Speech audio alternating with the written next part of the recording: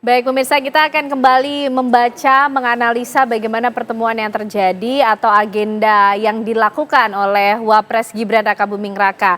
Mas Alex, selain menemui Wapres ke-6 Republik Indonesia Tri Sutrisno, Wapres Gibran ini juga bertemu dengan Wakil Ketua DPR Sufmi Dasko Ahmad. Ini agenda dan pesan yang disampaikan sama tidak sih Mas? Ya, kalau dengan Bang Dasko, saya melihatnya ini lebih kepada konsolidasi internal ya.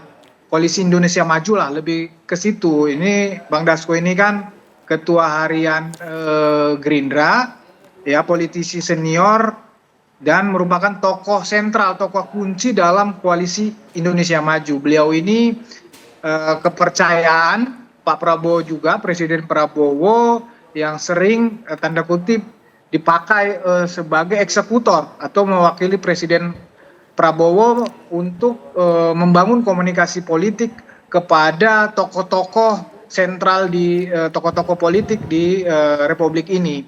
Jadi ini lebih menunjukkan kepada koordinasi dan sinergi yang baik tentunya di internal Koalisi Indonesia Maju. Jadi melalui Bang Dasko ini, Wapres Gibran juga perlu meningkatkan tentunya melalui Bang Dasko komunikasi politik baik dengan sesama partai Koalisi Indonesia Maju, ya tentunya juga dengan tokoh-tokoh politik lainnya. Jadi memang di situ peran pertemuan antara Wapres Gibran dengan Bang Dasko, koordinasi dan sinergi untuk komunikasi politik kepada tokoh-tokoh bangsa lainnya, termasuk tokoh-tokoh di Koalisi Indonesia Maju. Baik Mas Alex, Bunda Leli atau Prof. Leli, ini kalau kita coba bandingkan pertemuan antara Wapres Gibran dengan Sufmi Dasko Ahmad dan juga pertemuan Wapres Gibran dengan Pak Tri Sutrisno, kita nggak tahu nih menu yang ada tuh sama atau tidak. Karena dalam unggahannya kalau menu pertemuan dengan Sufmi Dasko Ahmad, menunya mie bakso, nasi dendeng balado, dan tumis daun pepaya. Apakah menu dan pesannya sama dengan yang ada di meja kediaman Pak Tri Sutrisno? Nah, kan yang ditemui beda. Jadi ada juga nih, saya terpaksa minjem teorinya Gode, namanya itu role strain. Jadi tekanan peranan. Jadi memang Dasko kan komposisi dia adalah kapasitasnya adalah sebagai legislatif, anggota DPR kan. Ya. Lalu sebenarnya kan adalah kita itu kan tidak menganut pemisahan kekuasaan ya Bang ya, tapi kita pembagian kekuasaan dalam teorinya Montesquieu itu. Karena itu sulit memisahkan antara peranannya Dasko sebagai wakil ketua DPR sama di Gerindra gitu loh. Jadi dalam hari ini terdapat tekanan peranan yang semestinya dia mainkan untuk membuat segala sesuatunya tidak menemui konflik gitu loh. Nah karena tidak ingin adanya konflik, pertemuan antara Gibran toh eksekutif, Pak Prabowo eksekutif, Dasko legislatif. Tapi dalam posisi ini tadi seperti dijelaskan tadi bilang dia kan kepercayaan Pak Prabowo. Nah jadi di sini rakyat sebenarnya sulit melihat karena seharusnya perannya beda gitu. Nah namun karena ini menjaga keseimbangan antara eksekutif dan legislatif kan selalu pasang surut nih Ken. Hubungan kewenangan antara DPR sama pemerintah kan selalu dari dulu selalu pasang surut. Zaman Orde Baru kan eksekutif yang lebih kuat, legislatif yang lebih lemah. Tapi kali ini dengan komposisi yang ada di DPR. Nah ini seperti ingin disamakan seperti itu. Mau tidak mau harus sama deh Ken. Sebab kan bagaimana mungkin orang-orang yang ada di DPR, ketua partainya kan ada menjadi menteri, jadi presiden, dan seterusnya. Jadi memang harus ada keseimbangan komunikasi politik yang dibangun. Paling tidak Gibran juga pasti nanya nih, gimana nih Pak Tri, besok gua temuin, saya ketemu dulu sama Pak Dasko nih gitu. Pasti ada kejadian di belakang panggung, tapi di panggung tengah kejadiannya ada pertemuan antara panggung depan sama panggung belakang. Itu baru teori dramaturgis namanya. Nah ketika ini terjadi misalnya ya, Pak Dasko bisa menyampaikan sesuatu nih, boleh jadi juga telepon Pak Tri itu bahwa nanti Gibran akan datang, boleh jadi. saya kira orang-orang yang dari Projo atau Jadi menteri-menterinya lagi-lagi sendiri belum Sufmi tentu Dasko tahu. Ahmad juga menjadi moderator, Iya, jadi jembatan begitu. menjadi mediator dalam Oke. komunikasi politik itu namanya, bukan menjadi moderator. Oh, mediator, Kalau jadi seminar penengah kita, lah iya, ya. penengah. Oke, oke, Jadi baik. yang mengatur lalu lintas pembicara itu moderator, gitu kan. Ini kan mengatur lalu lintas juga pembicaraan antara Wapres Gibran dengan Wapres Pertemuan yang lain. masuk, ya. Oke, tapi Prof Lili memandangnya juga seperti apa? Punya pandangan yang berbeda? Ini manuver atau silaturahmi kalau kemudian pertemuan dengan Sufmi Dasko Ahmad, apakah memang konsolidasi internal atau ada agenda lain? Saya kira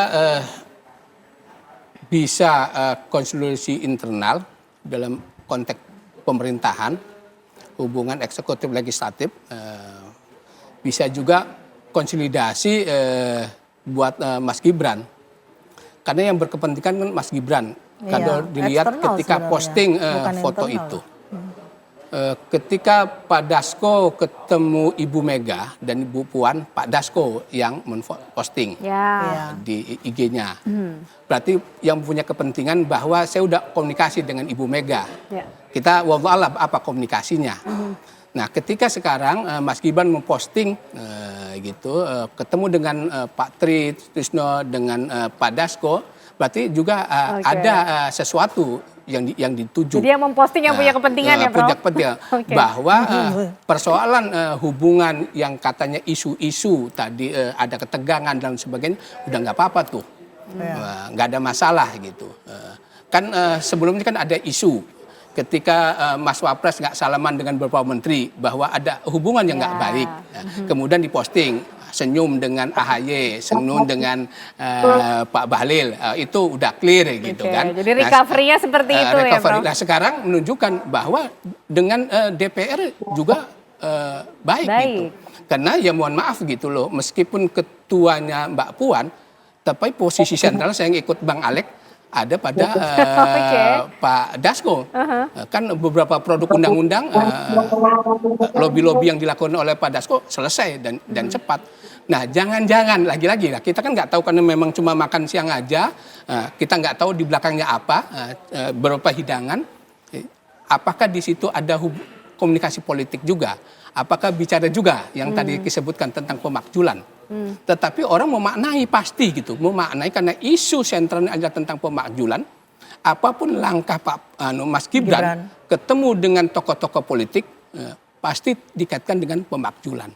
Nah, konteks ini adalah ketemu Pak Dasko pasti ada hubungan dengan pemakzulan. Saya tuh udah berkomunikasi dengan Pak Dasko. Pak Dasko adalah Ketua Harian Gerindra, orang kepercayaan Pak Prabowo. Kedua, Pak Dasko adalah posisi sentral meskipun wakil ketua DPR, tetapi dia memegang posisi sentral di DPR. Maka dengan bertemu itu juga bisa mengambilkan pesan, tolong jangan teruskanlah, saya gitu loh. Saya udah bertemu, ya jangan teruskanlah tentang isu pemakzulan.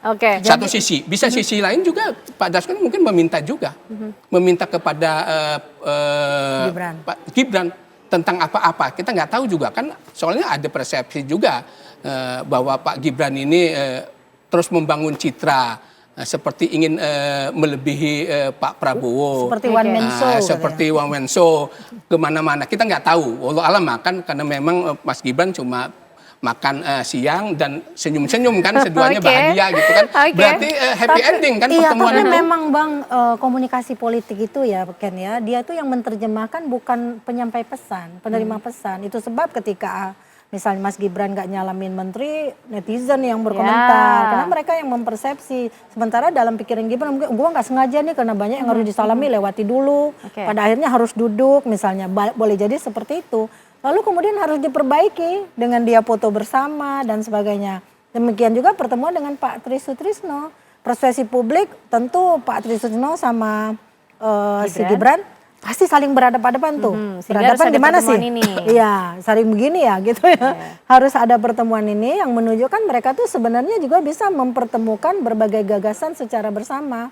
dalam kapasitasnya melalui apa yang saya sampaikan juga Oke, tadi. jadi kan, gitu, menghadirkan jawaban untuk menjawab persepsi publik itu Iya, ya, Prof. dengan Eli ya? persepsi lagi selanjutnya. Oke, baik. Nah, Mas Alek menutup mungkin bagaimana kemudian agenda berikutnya nih yang kita bisa lihat dari Wapres Gibran. Artinya tidak dipungkiri bahwa setiap kunjungan yang dilakukan oleh Wapres Gibran Raka Buming Raka ini juga punya makna politis ya, Mas?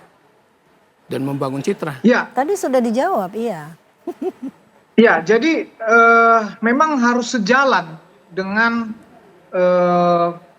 apa yang sering disampaikan dan yang dilakukan oleh Presiden Prabowo, ya, yaitu politik keseimbangan, politik persatuan.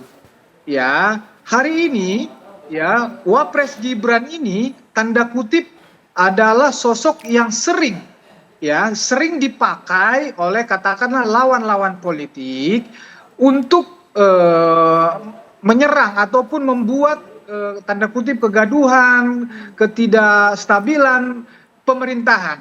Jadi memang sangat penting komunikasi politik yang dilakukan oleh Wapres Gibran kepada tokoh-tokoh politik, tokoh-tokoh senior, tokoh-tokoh militer, tokoh-tokoh partai koalisi pendukung maupun di luar koalisi pendukung.